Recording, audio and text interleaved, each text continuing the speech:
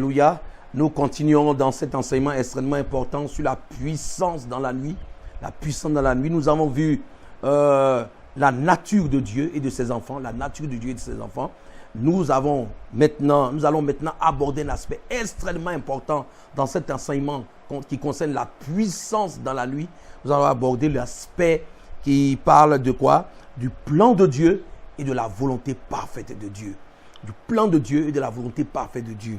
Allons-y rapidement donc dans le texte de Genèse chapitre 1 à partir du verset 4. Je lis la parole de Dieu avec respect. Dieu vit que la lumière était bonne et Dieu sépara la lumière d'avec les ténèbres. Amen. Je reprends. Dieu vit que la lumière était bonne et Dieu sépara. Soulignez bien, Dieu sépara. Je reprends. Dieu sépara la lumière d'avec les ténèbres. Dieu sépara. Dieu a toujours voulu séparer la lumière d'avec les ténèbres. C'est la volonté parfaite de Dieu que la lumière soit séparée des ténèbres et que les ténèbres soient séparées de la lumière. C'est la volonté parfaite de Dieu que la lumière et les ténèbres ne cohabitent pas. C'est la volonté parfaite de Dieu que la lumière soit séparée des ténèbres et que les ténèbres soient séparées de la lumière. Le texte le dit clairement dans Genèse 1, à partir du verset 4. Au verset 4, il est dit, Dieu vit que la lumière était bonne et Dieu sépara la lumière d'avec les ténèbres. Alléluia. Allons-y rapidement. Donc, toujours dans Genèse chapitre 1, à partir du verset 14 cette fois-ci, Dieu dit qu'il y ait des luminaires dans l'étendue du ciel pour séparer le jour d'avec la nuit. Qu'il y ait des luminaires dans l'étendue du ciel pour séparer le jour d'avec la nuit. Toujours la volonté de séparer le jour d'avec la nuit. Que ce soit des signes pour marquer les époques, les jours et les années. Verset 14. Verset 15 maintenant. Et qu'ils servent de luminaires dans l'étendue du ciel pour éclairer la terre. Et cela fut ainsi. Verset 16. Dieu fit les deux grands luminaires. Le plus grand luminaire pour présider au jour et le plus petit luminaire pour présider à la nuit. Il fit aussi les étoiles. Verset 17. Dieu les plaça dans l'étendue du ciel pour éclairer la terre. Amen. Le verset 18. Pour présider au jour et à la nuit et pour séparer la lumière d'avec les ténèbres, Dieu vit que cela était bon. Je vais relire donc à partir du verset 16, c'est extrêmement important. Dieu fit les deux grands luminaires, le plus grand luminaire pour présider au jour et le plus petit luminaire pour présider à la nuit. Il fit aussi les étoiles. Verset 17. Dieu les plaça dans l'étendue du ciel pour éclairer la terre, pour éclairer la terre, pour éclairer la terre. Verset 18. Pour présider au jour et à la nuit et pour séparer la lumière d'avec les ténèbres. Dieu vit que cela était bon. Trois choses importantes ressortent dans ce passage que nous venons de lire, passage de Genèse 1, verset 14 à 16. Il est clairement dit que Dieu, en créant la lumière ou en permettant l'existence de la lumière, dans sa volonté parfaite, la lumière devait être séparée des ténèbres et les ténèbres devaient être séparées de la lumière. Dieu a toujours voulu que la lumière et les ténèbres ne cohabitent pas. C'est la volonté parfaite de Dieu. Dieu a fait les choses de telle sorte que la lumière et les ténèbres ne peuvent pas se mélanger. Ils ne peuvent pas cohabiter. Il y a une séparation. Dieu établit une séparation, une rupture entre la lumière et les ténèbres. Ça c'est clair, c'est sa volonté parfaite. Deuxième chose que nous voyons dans ce passage, on voit clairement que le Seigneur, sa volonté en établissant, en permettant qu'il y ait des luminaires comme le soleil, comme la lune, c'est pour que les luminaires, donc les porteurs de lumière ou les luminaires apportent leur lumière et éclairent. Dieu permet qu'il y ait le soleil pour que le soleil éclaire le monde. Dieu permet qu'il y ait la lune pour que la lune éclaire la nuit. Donc l'objectif des luminaires, c'est de transporter, c'est d'éclairer, c'est d'impacter la nuit. Le soleil impacte le jour la lune impacte la lune par son éclat, par sa lumière. Donc l'objectif de Dieu, c'est que ces luminaires-là éclairent. Ça, c'est le deuxième élément. Troisième chose, qui m'a frappé dans ce passage, c'est que Dieu dit que ces luminaires sont appelés à présider. Regardez, il est clairement dit, Dieu les plaça dans l'étendue du ciel pour éclairer la terre, verset 18, pour présider au jour et à la nuit. Dieu dit bien, présider au jour et à la nuit. Donc Dieu établit les luminaires, il établit les porteurs de lumière comme le soleil et la lune, pour faire quoi? Pour présider. Écoutez-moi bien, je dis bien pour présider. Présider veut bien dire ce que ça veut dire. C'est-à-dire pour dominer. Ça veut dire pour commander. Ça veut dire pour prendre autorité sur la nuit. Pour prendre autorité sur la nuit. Le soleil, qui était le plus grand luminaire, a pour objectif de présider le jour. Et la lune, qui est le plus petit luminaire, a pour objectif de présider la nuit. Donc c'est bien les porteurs de lumière qui sont appelés à présider dans la volonté parfaite de Dieu. Celui qui porte la lumière, celui qui est lumière ou celui qui porte la lumière, qui transporte la lumière, doit présider, doit dominer, doit prendre le dessus, doit régner pendant la nuit, doit régner sur la nuit. C'est la volonté parfaite de Dieu. C'est la volonté parfaite de Dieu. Et on le voit clairement déjà, cette volonté s'exprime clairement dans le texte de Genèse, chapitre 1, versets 14 à 16. Allons-y rapidement dans Matthieu, chapitre 5, à partir du verset 14. Le Seigneur dit clairement à ses disciples, vous êtes la lumière du monde. Une ville située sur une montagne ne peut être cachée. Et on n'allume pas une lampe pour la mettre sous le boisseau, mais on la met sur le chandelier et elle éclaire tous ceux qui sont dans la maison. Premièrement, il dit à ses disciples, vous êtes la lumière du monde. Vous êtes comme une ville située en haut d'une montagne. Vous ne pouvez pas vous cacher. Vous ne pouvez être caché. Vous n'êtes pas appelé à être caché. On a fait de vous des porteurs de lumière. On a fait de vous des luminaires pour que vous puissiez impacter, pour que vous puissiez éclairer, pour que vous puissiez être vus, pour que vous puissiez influencer positivement à partir de votre lumière avec votre lumière.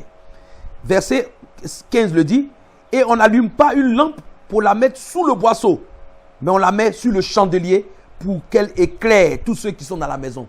La volonté de Dieu, c'est que la lampe soit en haut et non en bas. La lampe soit en pleine autorité, soit élevée et non en bas, et non cachée. La volonté de Dieu, c'est que la lumière, que le porteur de lumière, la lampe, le chandelier, soit en hauteur et non en bas. Devant la nuit, ce n'est pas à nous de nous cacher pendant la nuit. Ce n'est pas à nous de disparaître, de nous camoufler ou de fondre dans la nuit. Non, non, non, non. Notre rôle, notre puissance réside dans le fait que nous permettions à notre lumière d'impacter, d'influencer, d'éclairer et de projeter très loin ses rayons pendant la nuit.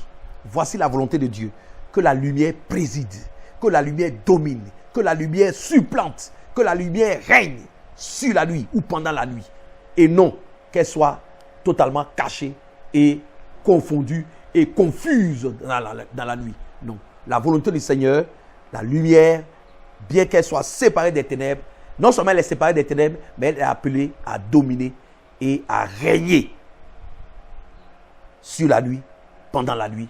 Au nom de Jésus, gloire au Seigneur. Gloire à notre Dieu, alléluia. Nous continuons cet enseignement vraiment, en tout cas, qui nous passionne, qui nous fait du bien, que nous ressentons comme venant véritablement du Seigneur pour ces temps dans lesquels nous vivons actuellement.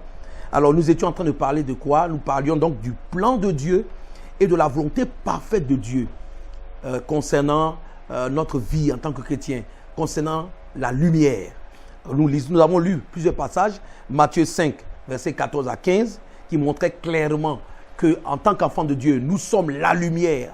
Comme le Seigneur est la lumière, nous sommes aussi la lumière dans ce monde-là.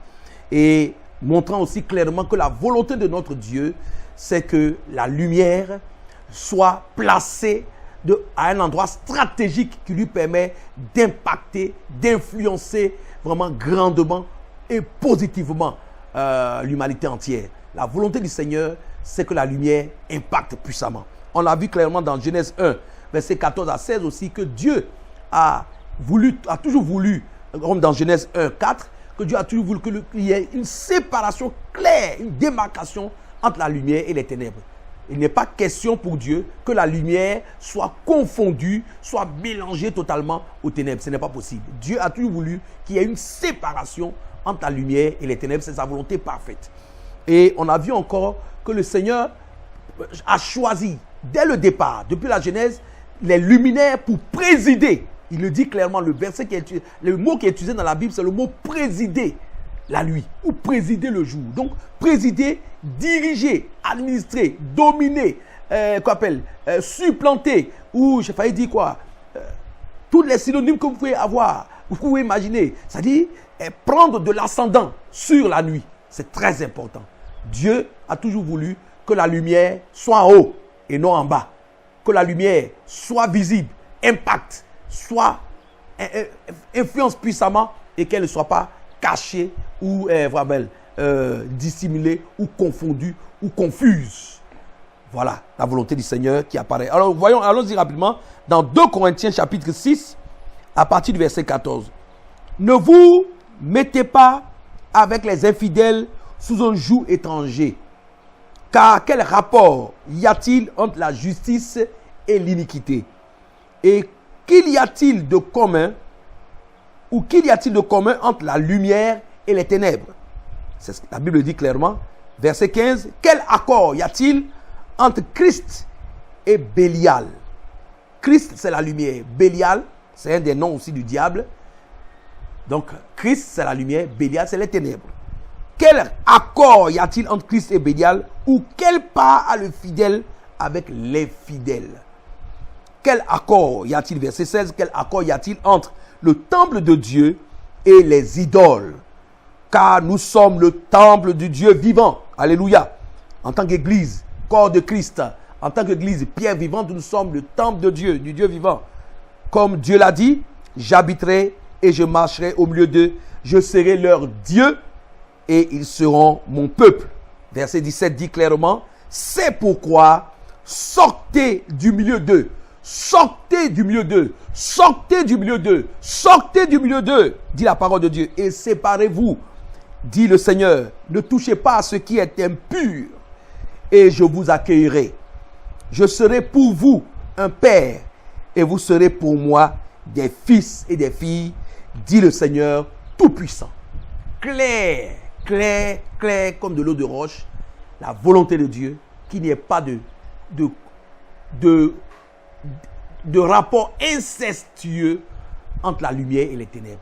Qu'il n'y ait pas de confusion, qu'il n'y ait pas d'accord entre la lumière et les ténèbres. La lumière et les ténèbres sont appelés à être séparés et doivent demeurer séparés. Premièrement, la lumière préside, est appelée à présider, comme le Seigneur le veut, et est appelée à dominer sur la nuit. La lumière doit dominer la nuit. Et les fils de la lumière doivent dominer dans la nuit. Doivent dominer sur la nuit et doivent dominer dans la nuit. Il n'est pas question que la nuit domine sur les fils de la lumière. Il n'est pas question que la nuit domine sur l'œuvre de Dieu, sur le royaume de Dieu. Non, non, non. La volonté du Seigneur, c'est que la lumière préside, que la lumière domine sur les ténèbres et fasse donc que la lumière fasse reculer donc les ténèbres par ses rayons ou par son rayonnement.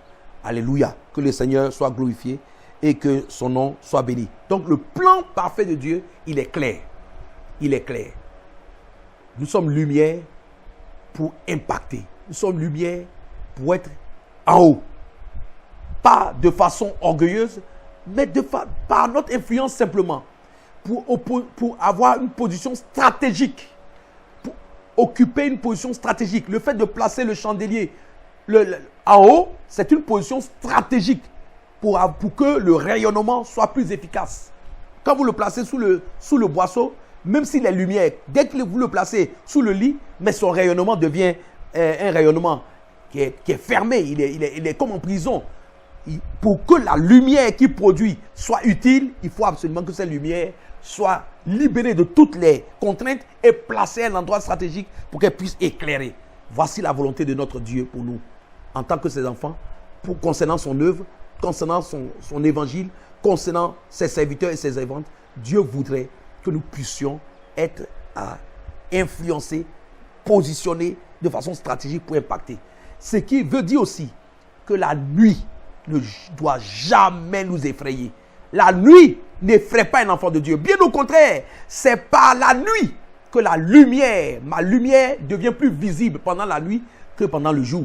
Le jour, on distingue à peine la valeur de ma lumière. Mais quand il fait nuit, ma lumière, la lumière que j'émets est beaucoup plus utile et beaucoup plus puissante pendant la nuit que pendant le jour.